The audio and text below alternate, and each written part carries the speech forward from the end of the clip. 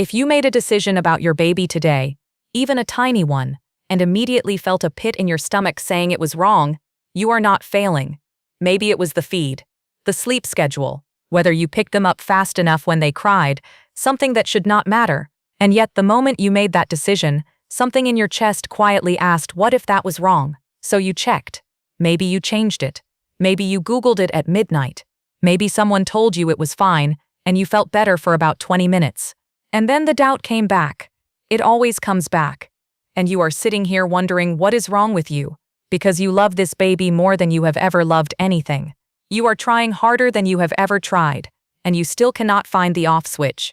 There is a reason for that, a real one, not a personality flaw, not a confidence problem, something that happened inside your brain after you had this baby that nobody sat down and explained to you, and you have been carrying this long enough without knowing why. After you have a baby, your brain changes. Not in a vague emotional way, it actually changes. The part that decides what is a threat and what is not gets turned up high, because now there is a person in the world who cannot protect themselves. And your brain, trying to do its job, responds by treating more things as potential dangers than it ever did before. What that feels like from the inside is a little edge on everything, a small what if underneath every decision. You look at the pram and wonder if you strapped them in right. You put them down to sleep and find yourself listening at the door. You make a choice, and before you have even finished making it, something in you has already started wondering if it was wrong. That voice, that is not you being irrational. That is your brain running at a sensitivity level it was never designed to maintain indefinitely.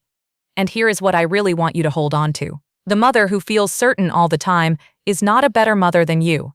She just has a brain that settled back to a lower sensitivity after birth. That is luck, not skill, not a reflection of how much she loves her baby. Just luck. You did not choose this. It happened to you.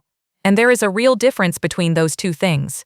Here is what postpartum anxiety specifically does to decision-making. And this is the part that will make you feel seen. Normally, when you make a decision, your brain lands somewhere. It settles. You move on. But when anxiety is running high, that settling never comes. You make the decision, and instead of feeling okay about it, you immediately feel the pull to check it again. And then again. This is why Googling the same thing 17 times does not help. This is why someone tells you the baby is fine and you feel better for 20 minutes.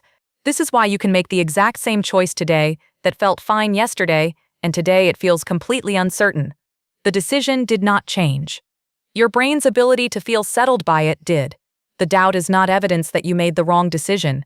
The doubt is what happens when the part of your brain that confirms decisions are safe is overwhelmed. Those two things feel identical from the inside, but they are completely different. You are not making bad decisions.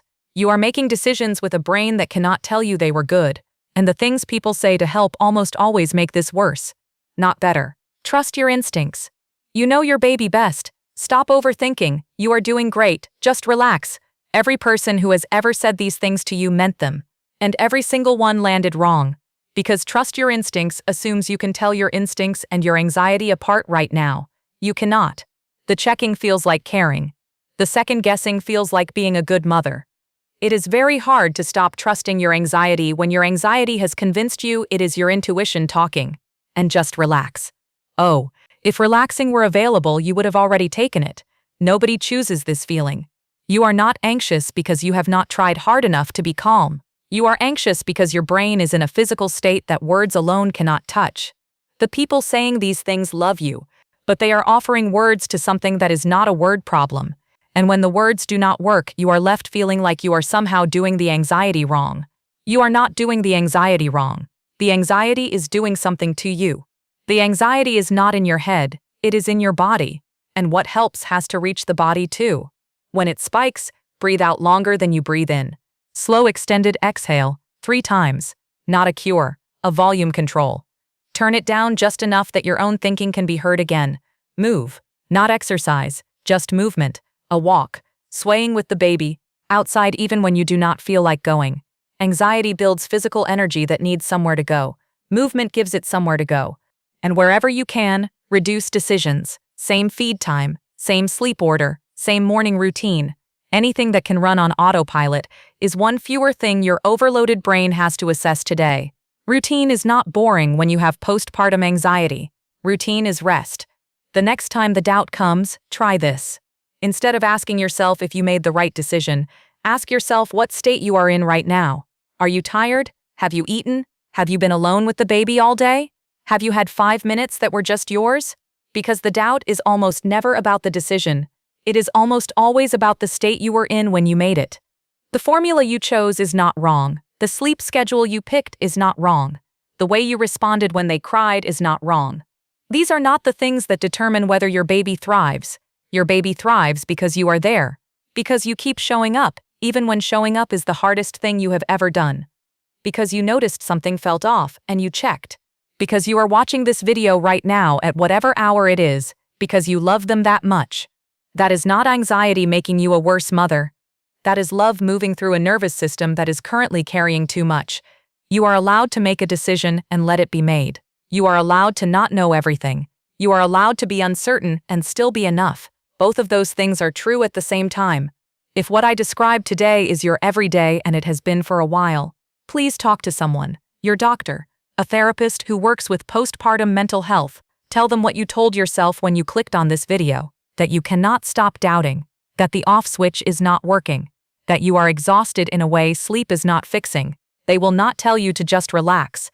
They will tell you what is actually happening, and they will help. Postpartum anxiety is real, it is common, and it is completely treatable. You do not have to carry it alone. Share this with the new mother in your life who is questioning everything and calling it a personality flaw. Send it without a message. She will know why. And if that mother is you, I am glad you stayed. You are not too much. You are not broken. You are just a mother who loves her baby in a world that forgot to tell her what that does to a person. Subscribe for more. See you in the next one.